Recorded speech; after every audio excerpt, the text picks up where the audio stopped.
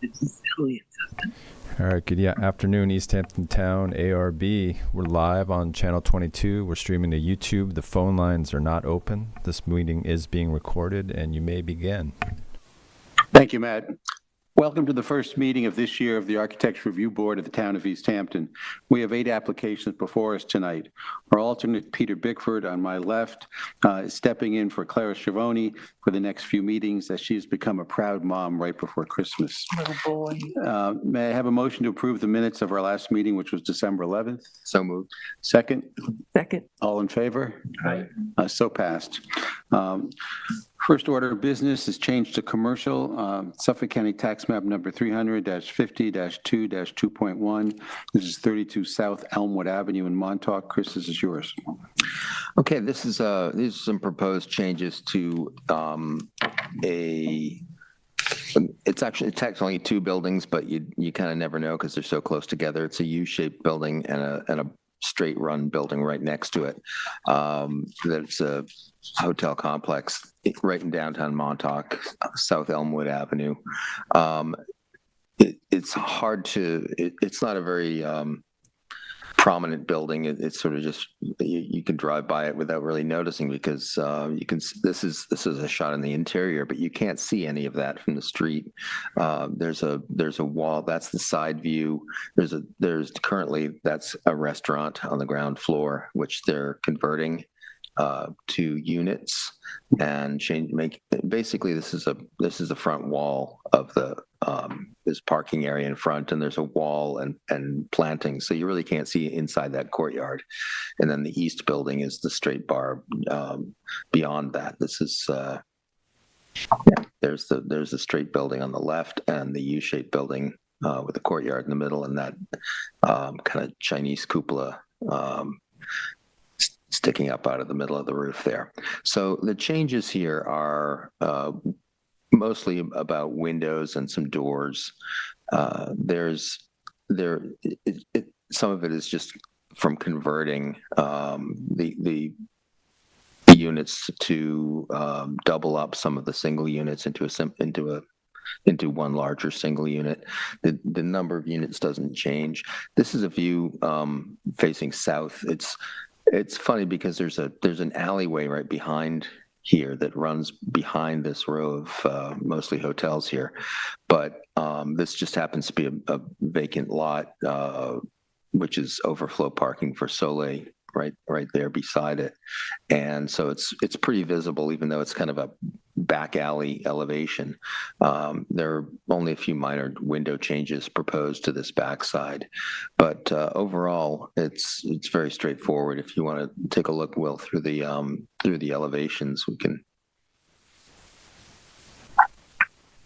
see. We're talking about that entry there, the one-story entry on the far right there is, there's some changes to the door and window structure there.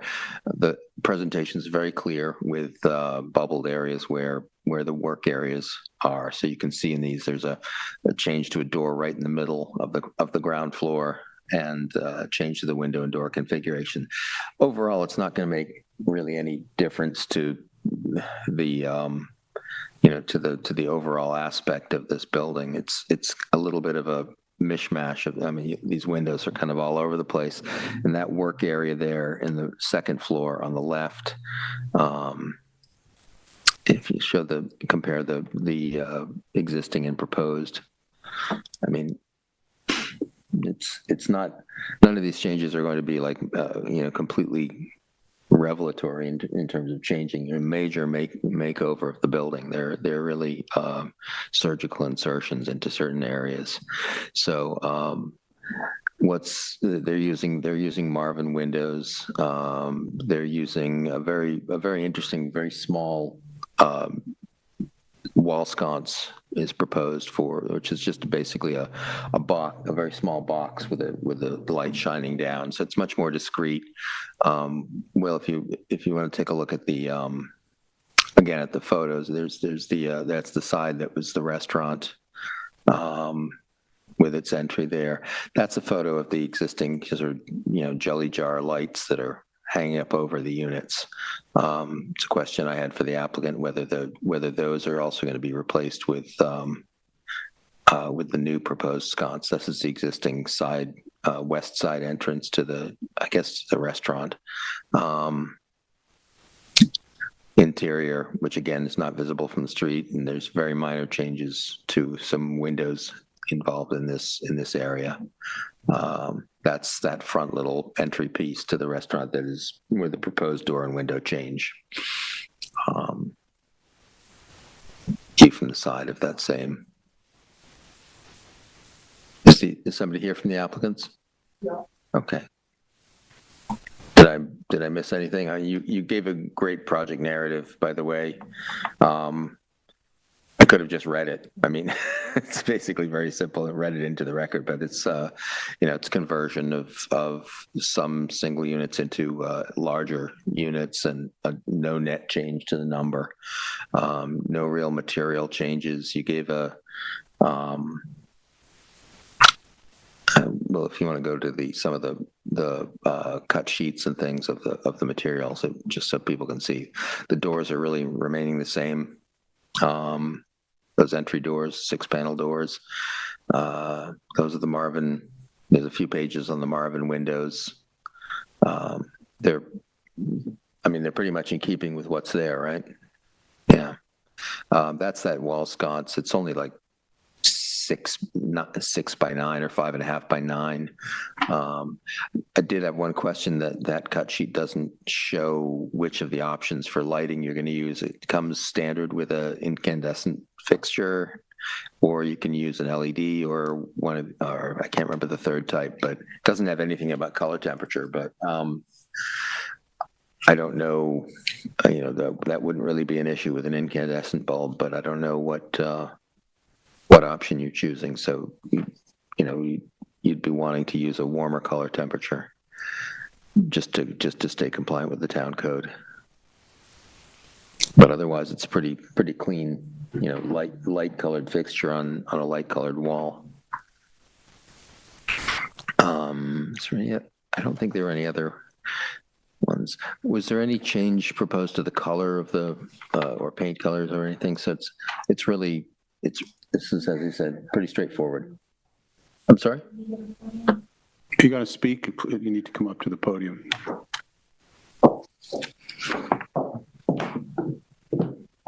Hi, Jean Galante, Land Planning. So there's no changes to the color of the. No, the existing unit doors are blue. You saw the new one's going to be blue too, same as those. The windows will stay. Everything's pretty much just going to match what had been there. Right. I didn't have any questions about it. If anybody. I think we're good, Chris. It's a hotel? Yeah, it's a hotel. I don't know if it's a condo or hotel setup, but it's hotel, yeah. not condo. A hotel. Yeah. So, and you're taking the restaurant out. Yes. Yeah. I don't know if you peeked in the window at all. It's kind of all defunct already. Right. Yeah. Never been to that one anyway. So, and all those years in Montauk. So, there we go. So I guess we're good. Nobody has any comments. I'd like to make a motion to approve this application as proposed. Second. Frank, all in favor? Aye. So passed. Still in change to commercial. This is Seacrest, Suffolk County Tax Map number 300-110-1-12. This is 2166 Montauk Highway in Amagansett, and this is mine. So this is an application to renovate the pool area of a 74-unit co-op on 10.9 acres on the Peak stretch. It's just beyond the lunch restaurant. The property is on a flag lot driveway with most of the units facing the ocean, and those are the units in the background there. That's the back, and the front would be the ocean side, facing the ocean, and a long, low horizontal structure. Applicant seeks to add one storage shed on the eastern side of the pool, which would be to our left, and 2 open pergolas on the southern side of the pool, which would be straight ahead. The shed will be barn-like with raised seam metal roof and greenwood siding. The pergolas will be made of wood beams with umbrella shade canvas panels for the ceiling roof. pool itself will eventually be replaced and other changes are in store. And then there's an extensive new landscape lighting plan for the ground level for all the grassy areas around the pool. This is a very tight property. It's stunning to me that we have 74 units on 10 acres with a pool and a very large parking lot, but we do. With every inch of room here is utilized, but it's a very nice complex. The proposed work is modest in scale and will improve a somewhat dated facility. Lori, anything I missed or you want to add? Oh, the pool fencing, but I think it's 4 feet, right? So it's fine. Yeah. Yeah. Very straightforward, like Chris's. Any comments? No. Frank? Really nothing. Yeah. Okay, so I'd like to make a motion to approve this application as presented. May I have a second? Second? Diane, all in favor? Aye. So passed. Moving on to Historic District. This is Suffolk County Tax Map number 300-80-1-6.1. This is 753 Fireplace Road in East Hampton. Diane, this is yours. Yes. This application has to do with an interesting 3-acre property that has a sort of wild aspect to it. It is appropriately right next to Tucker Martyr's Folly Tree Arboretum on Fireplace Road. And it sits, most of the 3 acres sit within the Springs Historic District. But the proposed new enclosed porch and closet addition are relatively minor in scale and will not greatly affect the setbacks, spacings, building scale, height, massing, arrangement of windows, or roof from the form of the existing residence. So so the application is very straightforward for this very minimal addition to increasing a porch from 188 square feet to 319 square feet and adding a 50 square foot closet. Everything looks great. However, over a third of these 3 acres have been designated a scenic easement. And within that scenic easement, various fences, and this being on Fireplace Road, this is a split rail fence on Fireplace Road. Various fences have been erected, both wire deer fencing and split rail fencing.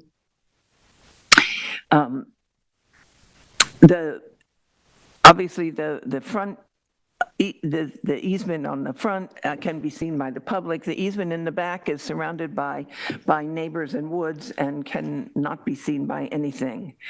In the rear portion, in the scenic easement, there is some slate, there's fencing, there's an arbor, but it is my understanding that the applicant is willing to remove the fencing, this arbor, and the slate. And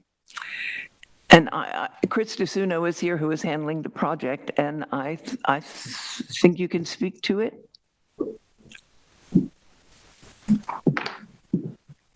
Hello, my name's Chris DeSuno. I'm the architect for the project. We submitted a revised site plan, if you want to show that. This is the one, yes. So oddly enough, the yellow looks kind of orange. I highlighted in different colors the existing deer fencing that goes into both on the front of the front easement. We will remove that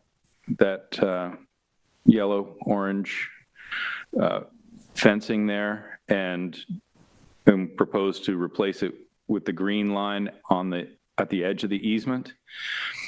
Thank you. Well, and then there is a shed that sort of crosses the line there, but it's not ours. It belongs to the neighbor, so we can't really touch that, and it's very, very small, the encroachment. And then on the back, we have some additional fencing that goes around through the easement, and we are willing to remove that as well, should the board deem it necessary, and replace it where we have the green line on the border of the easement. the slate we can remove as well as the arbor. And the green line, the fence you're going to replace it with will be how high? That would be deer fencing. It would be the wired 8-foot deer fencing. 8 foot? Yeah. Well, it's completely hidden, and I'm sure you On need the back of the property. Yeah. Seems straightforward. Yeah, I think it's a very straightforward application, and I think that the additions to the actual house, Did we see the house? did we see the pictures? No, we didn't yet. Will, of the house? The house is modest to begin with. And this is the porch that's going to be increased by like 115 square feet. Yes. And it's going to be enclosed. And keep going, Will. And that little niche is going to become a closet. Close it. When that certainly is a minimal change. And that's basically and Chris has provided very detailed drawings, and everything looks very nice. Both of these additions to the home are on the side and the back furthest from the direction of the historic district. Right. So Yeah. considering that the fencing, I think that's the arbor and the fencing are the main things in the scenic easement that are questionable. And if they're going to be removed, I think that solves our problems. Will? Yeah? Yeah, I mean, we're not in charge of what can and can't be in the scenic easements. I think that's, Right. we just have to, it's a town issue. Forward-looking comment. I had a question about the metal roof on the extension. On that top drawing, it looks like it extends the shingle roof. But on the sides, I see on the other one side, it tucks away from it. Is there a reason for the change in material? That is the addition that we're adding. Right. And we didn't want to, we wanted to change the material for the new porch, but we didn't want to go back into the main house as much. So we have a flush condition there where we have the two materials joining one another. And looked like in the details of the metal roofing, it looks like more like a preformed panel roof, not a. Yeah, it's a rolled seam metal, And painted metal roof. Yes. So that's going to have one of those large hip caps coming down the hips, as opposed to a narrow standing seam like in a. Yeah, it's a 4-inch wide hip cap. Yes. I'm just wondering how that interfaces with the shingles and that on that same line on that hip. It's just a funny detail where it comes through. Not that anybody in the public is going to ever see that. It's just it's a tough transition to make to go from one system to the other. Yeah.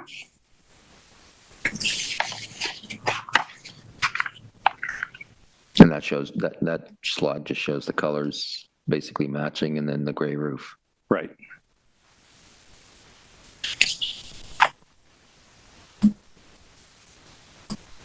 It's a screen porch that's becoming It's becoming a sun porch. Yes. They're actual windows. Yeah. Okay. Okay, well, if there are no other comments, and considering the structures and the easements will be removed, I would like to make a motion to accept this application as presented. I have a second. Second. Frank, all in favor? Aye. Aye. So passed. Thanks, Chris. Still in Historic District, this is Suffolk County Tax Map number 300-172-2-32.2. This is 25 Atlantic Avenue, Narragansett. Frank, this is yours. Okay.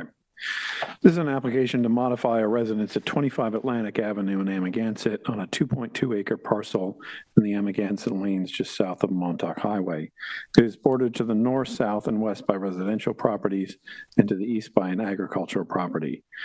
This lot was originally created as part of the Whale Off subdivision approved on March 14th, 2012, and is referred to as Lot 2 in the project. Subdivision approval contained covenants and restrictions to serve the overall development and is currently proposed. This proposal appears to comply with all requirements. This is a very unique and historically significant property, having been built by and occupied as residents, a famous whaling captain in the 19th century by the name of Joshua Edwards. This property has been in the same family since 1938, and they have been stewards to this property and the historic structures within it. They've taken meticulous care of the property. The structures on the property are very well maintained. Normally, this application would not fall under our purview, except that there is an historic easement on the house, and any modification to it, this house, requires review and approval by this board. According to the town's historic architectural consultant, Robert Hefner, this house is historically significant because of its architectural character. It's an excellent example of mid-19th century Italianate architecture and is also significant for its connection with the life of an important figure in local history. In addition, sorry about this intro is a little bit long, but it's important that you all understand why we're reviewing this. In addition to the standard covenants and restrictions of the subdivision, a facade easement affecting the subject residence was created. This easement was created to preserve and prevent changes to the northerly and westerly facades of the building. One section of the easement specifies the terms for altering the northerly and westerly facades. I'll read an excerpt here. Alterations. No alteration to the property, which may alter or place structures stress on the facade, the addition of any new building element onto the roof building, any excavation onto the existing building, or the demolition of the building itself, basically shall be undertaken, commenced, or performed without prior written approval of the Architectural Review Board of the Town of East Hampton. Furthermore, any proposed remodel or change to either the exterior improvements or proposed repairs or repaintings of the exterior of the building shall be undertaken, commenced, or performed only after the written approval of the ARB. As the additions are proposed on the southeastern wing of the residence and will affect the above-mentioned northerly and westerly facades, the board should carefully consider the compatibility of the proposed work here in discussion. Although the board is confident that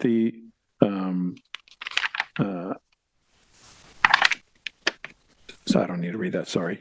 So this board is tasked with determining whether the proposed project can meet its standards and criteria provided in section 255-760 of the town zoning code, as well as the requirements of the facade easements. And we can find that under the general standards of historic districts. I'm happy to read that if the board feels necessary. So the current proposal, and so let's just walk through the photographs here. The historic house is on the left. The current addition is on the right. There's a subgrade, semi-subgrade greenhouse with a light well and a stone terrace around it. So this is from the view of Atlantic Avenue. I'm standing in the property, and it's fairly kind of screened in with vegetation and trees. Next one. So we're kind of circling around here north. There's, if you were to walk up Amagansett Lane and Atlantic Avenue, this would be what you'd see. And then as you walk back towards the property, it's pretty obvious. This is the historic house where the facade easement exists. And these are the two protected facades. These two sides? These are the two sides that are Correct. under that facade easement. Correct. So it's funny they put that greenhouse on the south side. No, does that stay? There's more of the north, keep going. And sort of also, this is also the north facade but we're starting to look at the rear of the property. Keep going. This would be the east. So you're looking at beyond the house, you're looking at Atlantic Avenue, you're from the rear yard. This is where the scope, most of the scope of the work is going to be. So what is that building we're looking at? What is It's that? their living So room. that's the addition. We'll go through the plans. I'm going to have the architect go through the plans. Keep going. That's what gets radically. That's connected to the house. And we're walking around. This is the southerly elevation. Keep going. So you can see pretty clearly here the historic house on the left, what has been built to the right, which will be kind of demolished and rebuilt, slightly larger, and I'll let the architect explain the rationale for it. It's kind of, I didn't go inside, but it was explained to me that it's kind of funny the way you sort of step in and out of the historic house into the new addition, and floor heights don't match. Keep going. Okay, there we are. So at this point, I think we should ask the architect or agent to walk, perhaps it's best to have them walk through if possible, through the plans and elevations to explain them. I also want to note that I sent to the board, if you don't mind, I rearranged the plans and elevations so we can jump from existing to proposed. Sure. So it's a little easier so people will understand it a little better. Not a problem. Okay. I'm Charles Ferrazza from Bottas Ferrazza Architects. So basically, this project was a great challenge due to the historic nature of the property, as well as the challenge of a lot of existing pieces of an addition that tied to a historic house that didn't really function at all. We have kitchen ceiling heights of like 6'4", stepping up and down numerous times throughout the existing house that's historic, as well as the addition where you see that one-story wing.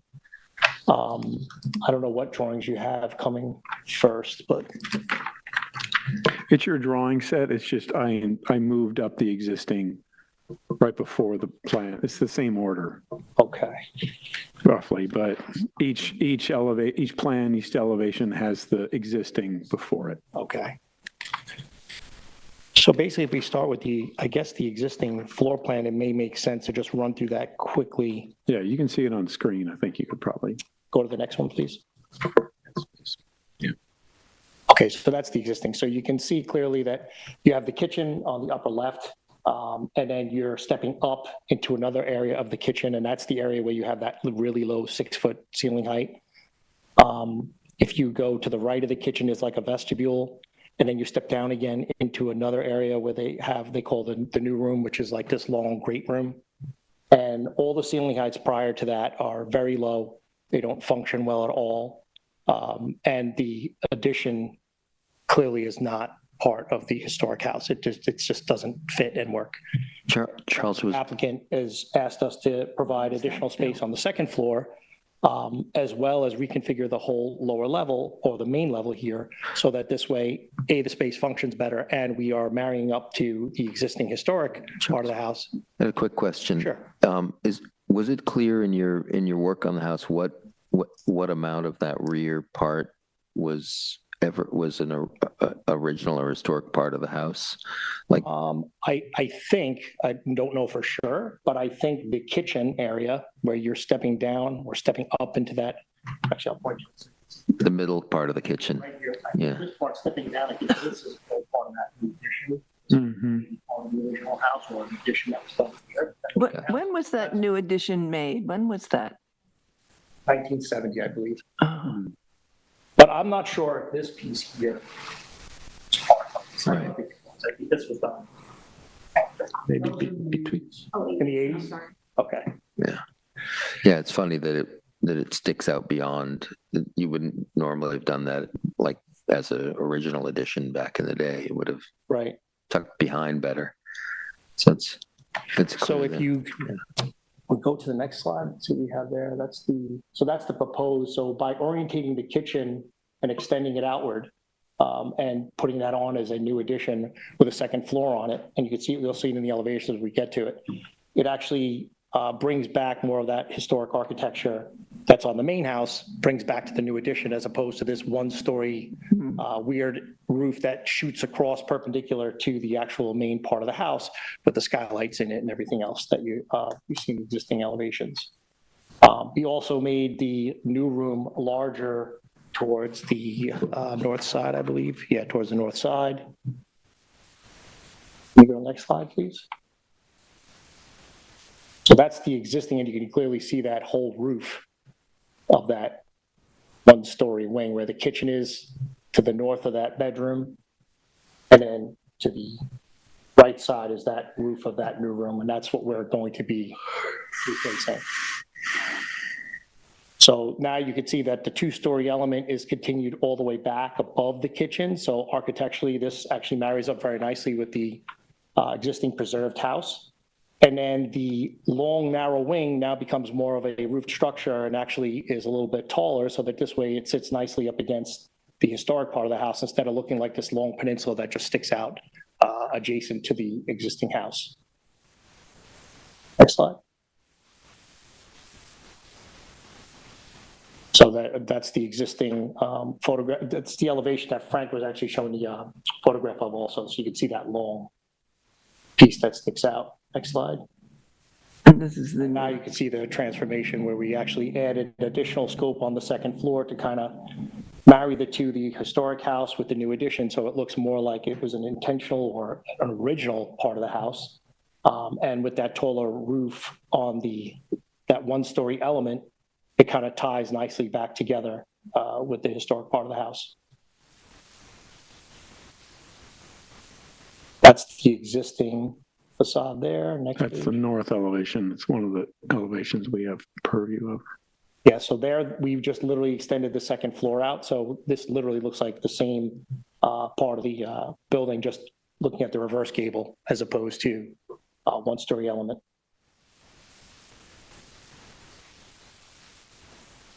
And then that's the rear, and this is where it totally changes. You could turn to the next slide. And now you'll see the two-story element coming out. The kitchen is below it. There's a bedroom above the kitchen there. To the left is the bathroom, which is also two-story element above that mudroom entrance. So it really takes the that one-story long peninsula that was extruded from the original design, and it really marries it nicely up together as a two-story element that's being added onto the historic house, as well as that one-story element having the taller roof, stepping down a little bit into the grade, just with the terracing, not really the finished floor of the house. The finished floor of the house now on that first floor is all one level. How big will the house be as you're proposing it? 4,379, I think it is. I can barely read that, sorry. 4,079 square feet. Yeah, sorry, I forgot to mention this.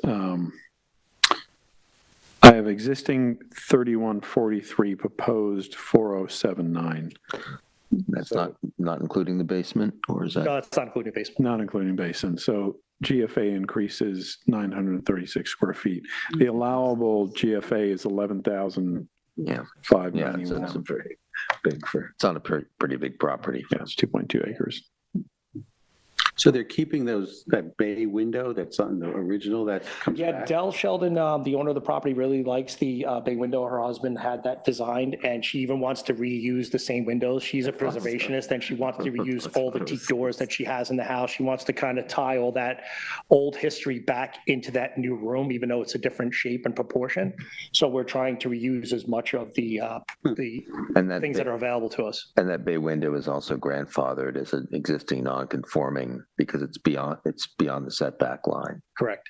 Oh, it's in the setback. It's in the setback. Yeah. Ah, okay.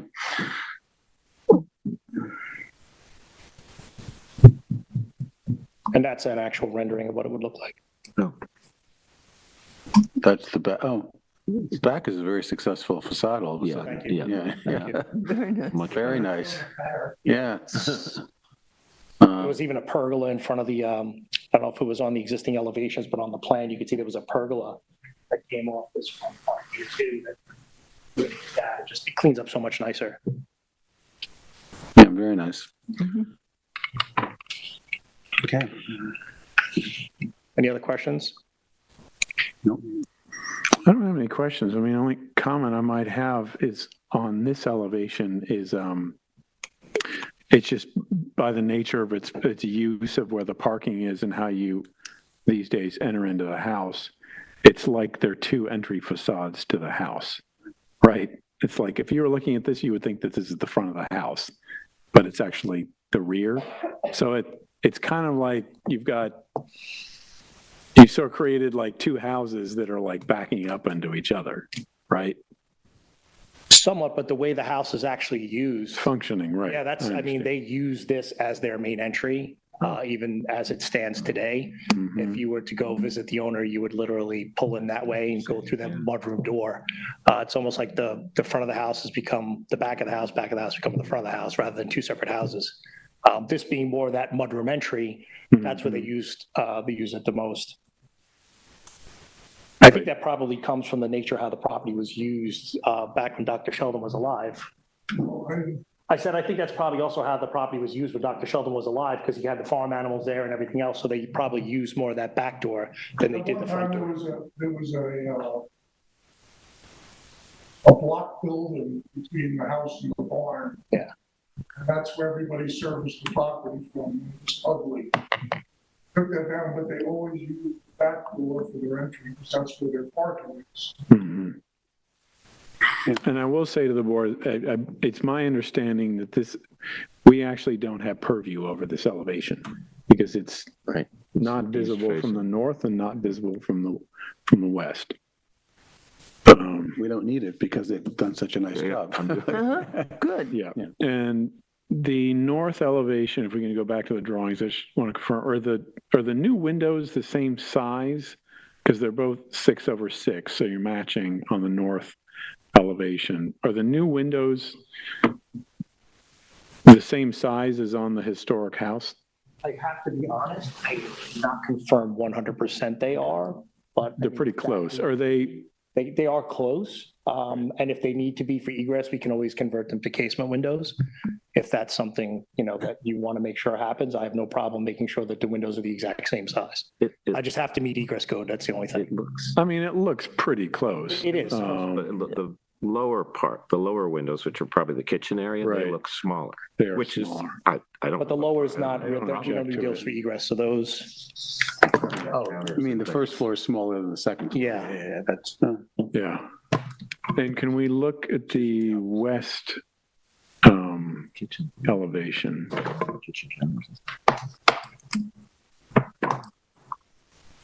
So what is programmatically the reason for, you see on the first floor, the small window to the left of the three windows in the great room? Yes. What is that one for? That window, I believe, is in the powder room. So there's two windows. The smaller window is actually in the powder room, and then the window to the left of that is in the laundry room. So just for privacy, instead of having a full height window there, it's just a smaller window above the toilet, just to get some natural light in there.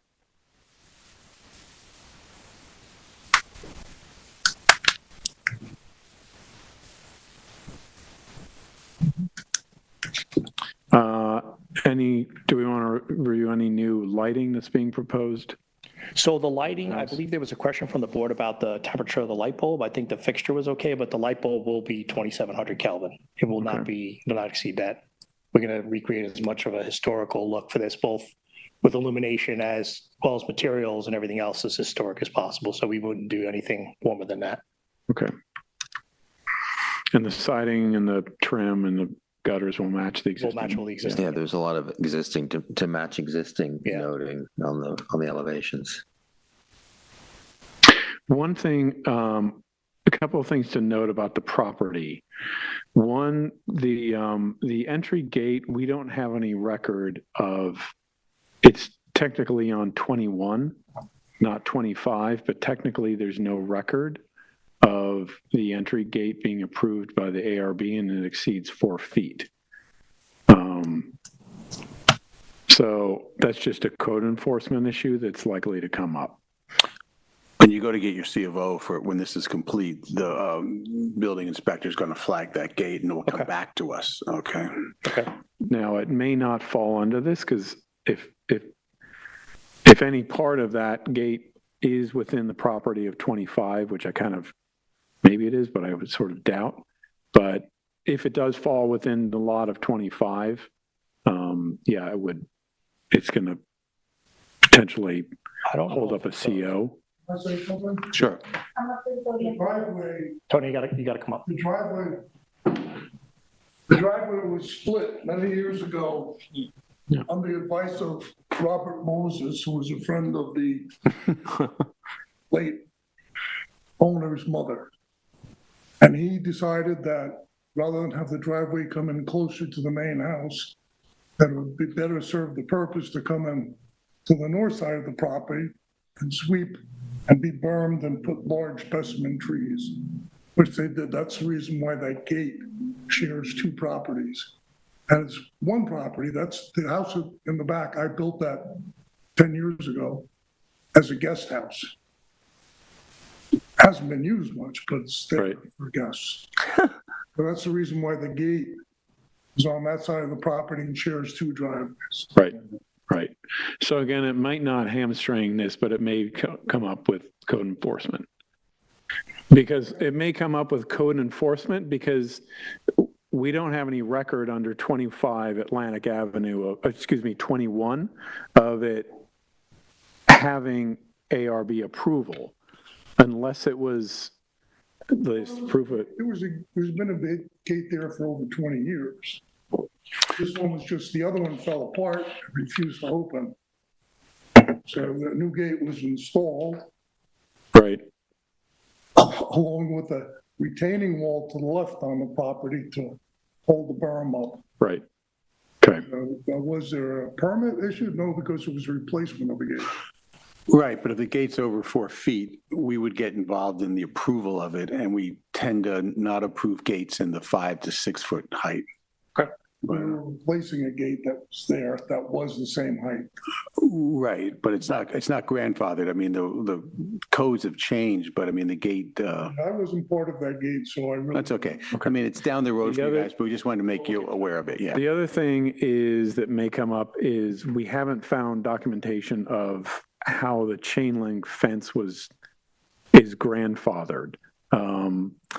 There is in the property card is noted that in 2017, there was a violation of a stockade fence, but that was taken down apparently.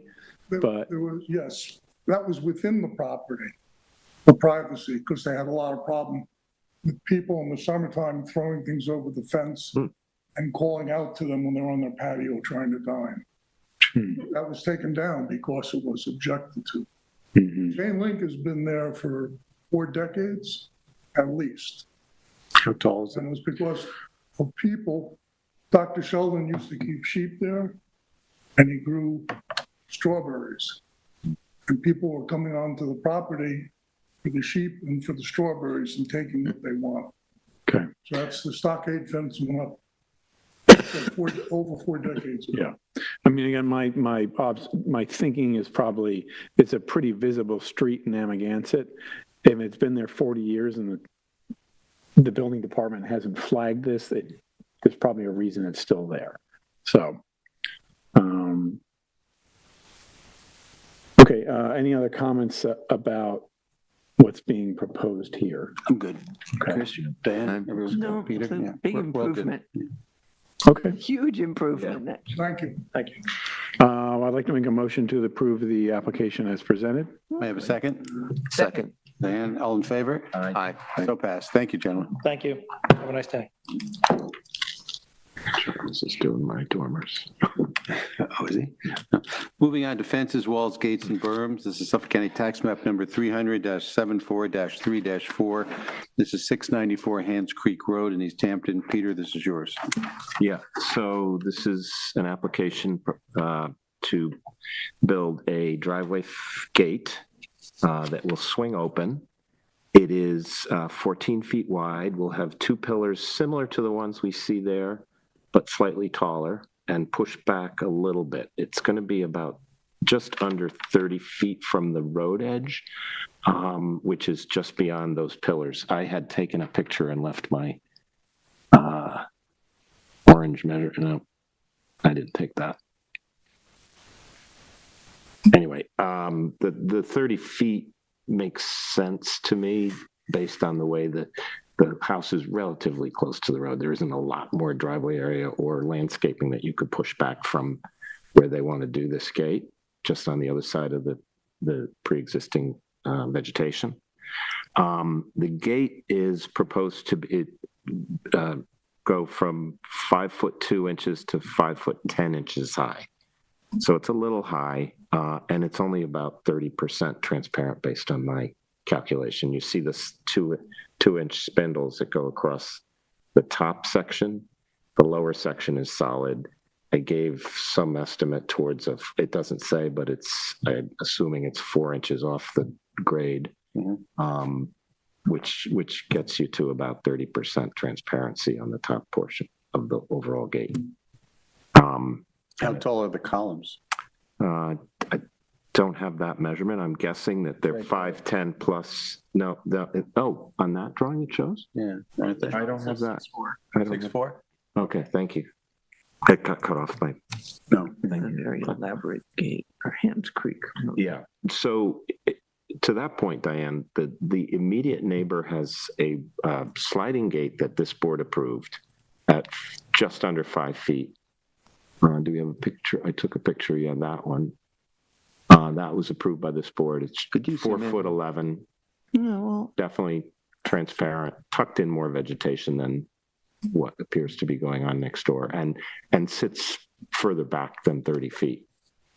And then across the street is an open, very tall spindle gate that maybe wasn't approved and maybe is just left open. I don't know.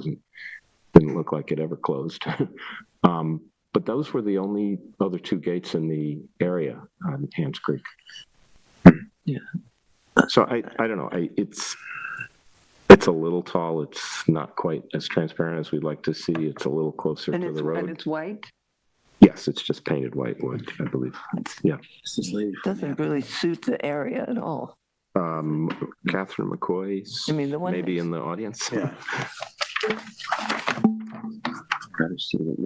Good afternoon. I'm Catherine McCoy. I'm the architect here to represent this application.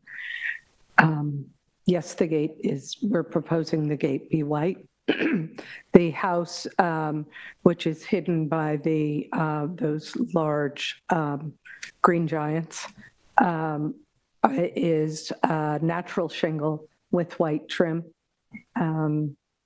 And there are a few other gates on that street. There's one, and I just brought these today. I haven't submitted them. I can email you or text you the file if that's helpful, and I've brought copies, but I think this is the one that you mentioned across the street. So, Yes.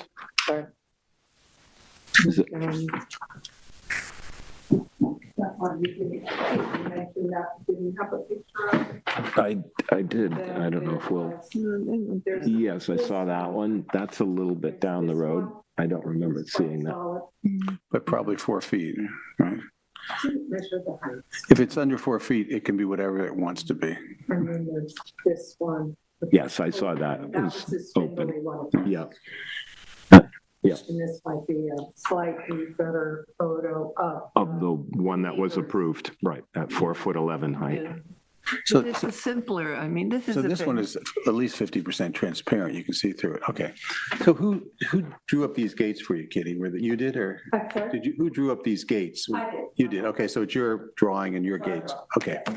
Okay.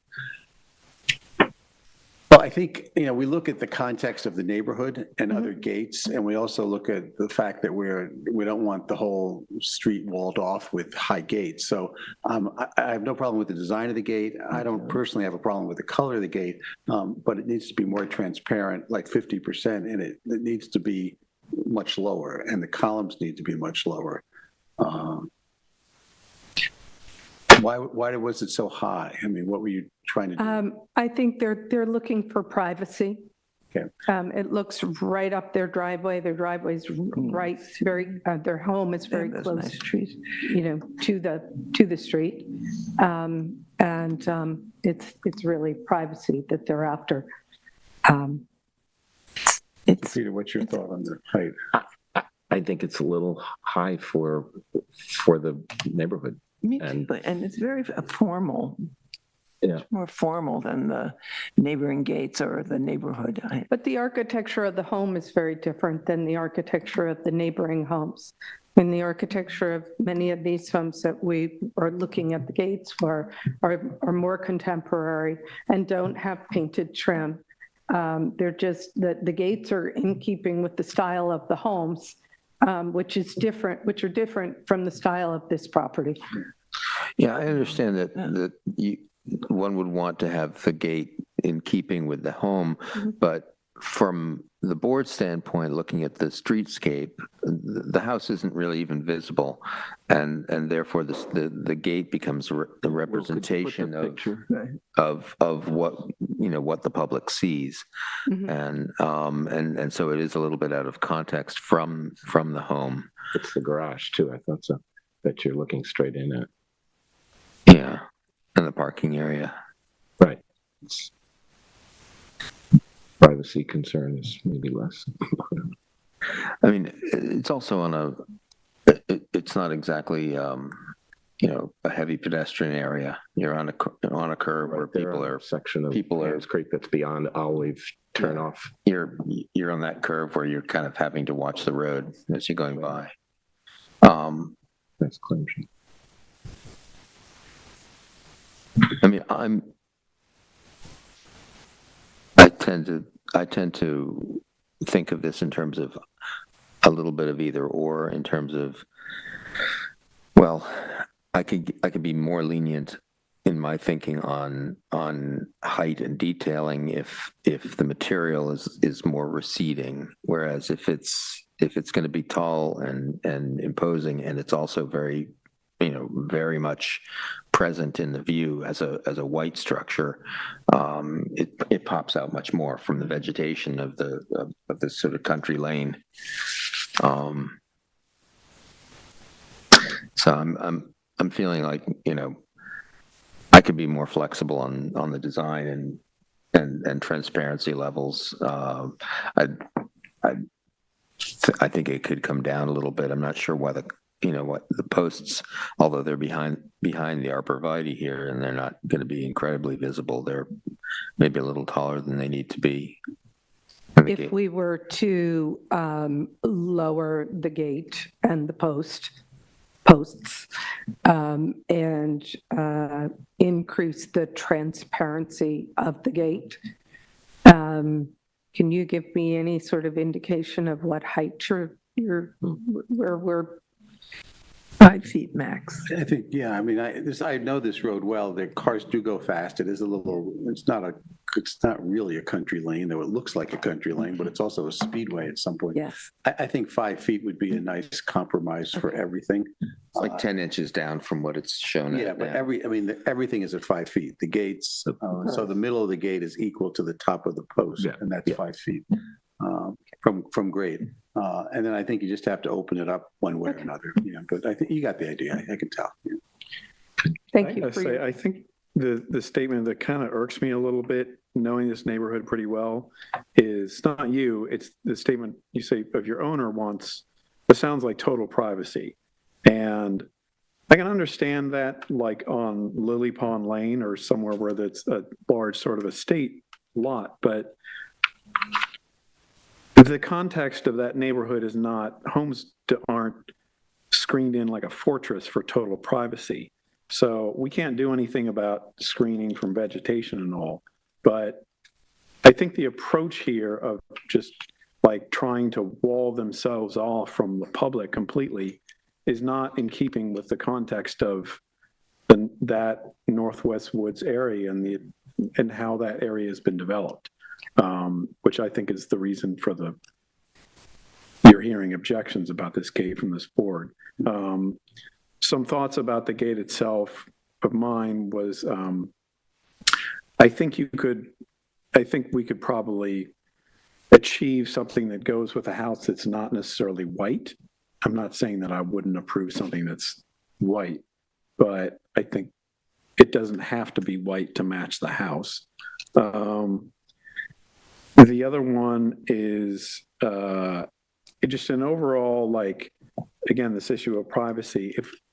I think it's a little unfortunate that you're coming to the board now about this issue of trying to gain sort of maximum privacy, because I feel like if that was the intent, perhaps how the driveway actually is, how the approach to the house could have actually been routed in such a way that there was screening in the driveway, around the driveway, where it doesn't require a gate to have this sort of the straight shot driveway means to get that privacy, you have to build a gate at the level that the owners desire. If it sort of like an S-shaped driveway Across the front yard? across the front yard, something like that would have been easier to use vegetation to achieve privacy. That would- We're that past would- that.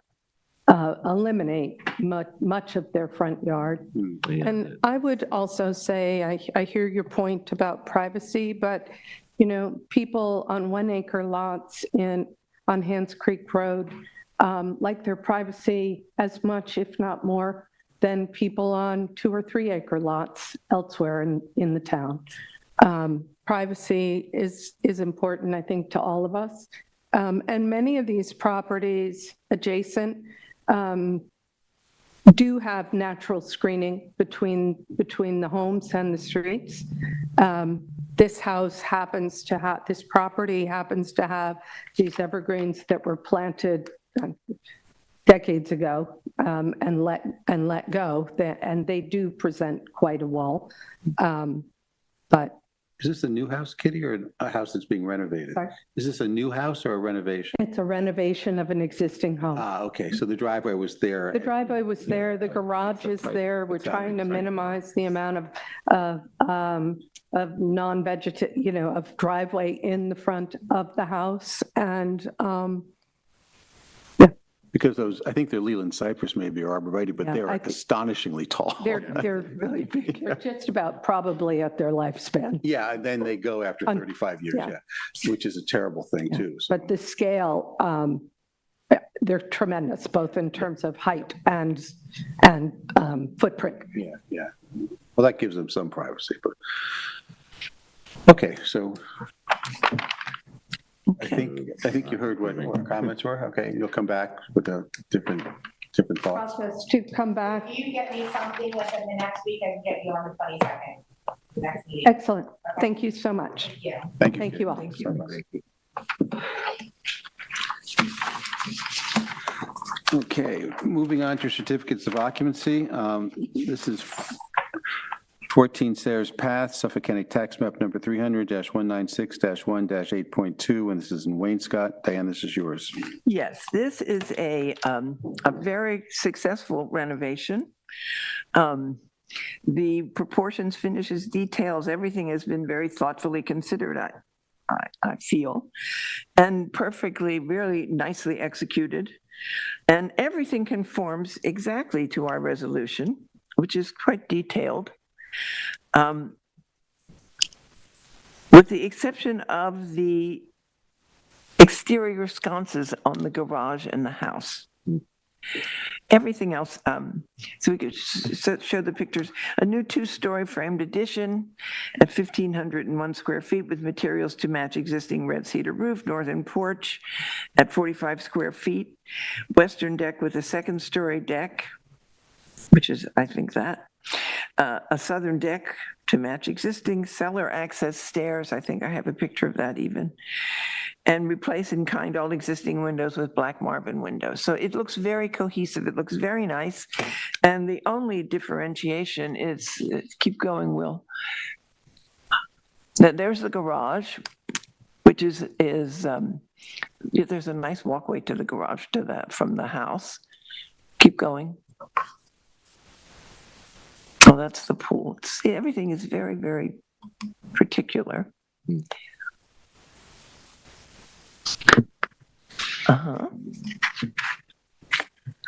And that's the second-story deck. Farm. Oh, that's what it faces, a horse farm. No horses were out. It was very nice. What's that? Slate? I like the arrangement of the slate. It looks Yeah, the good. pavers are quite nice. It's very cohesive. Okay, there's that. The cellar access stairs. Okay, and these are replace all exterior sconces on the house with one light outdoor lantern in color black, which is this, which appear on the house, I don't know, a dozen or more times. And it says, our resolution says on the house and garage, but the garage, keep going, Will, has these lanterns, which look fine. It's just that it doesn't agree with our resolution. So we can approve it as built? Yeah. It's okay. Yeah. Okay. It's more, they're more like garage carriage house Yeah. lights, yeah. yeah. And since the garage is not attached to the house, I think it looks fine. So, any Yeah. questions? No? No issues. Okay, well, in that case, then I make a motion to instruct staff to notify the building department that this applicant has satisfied the conditions and it substantially conforms to the ARB approval dated, where's the date? Okay, February 9th, 2024, yes. Mention the garage lights. The garage lights differ from the one light outdoor lanterns on the house. That's okay. But we think they look very nice. So a certificate of occupancy can be issued. May I have a second? I'll second. All in favor? So passed. Last item tonight, Two more. oh, I don't have the new, It's not on the agenda, it was added. okay, last, so yeah. Julie, you have to give that, or Julie, you can read it out if you want. 276 Bluff Road, Suffolk County Tax Map number 300-172-3-26. This is an Amagansett. Frank, this is yours. Okay, this is an application for a CO inspection for a gate at 276 Bluff Road in the Amagansett Bluff Road Historic District. This board approved, so this is, this gate exceeds 4 feet and is also in the historic district. This board approved a 5-foot-high white gate in its current location, and the gate conforms to the resolution. So there's our gate as we approved it. Keep going.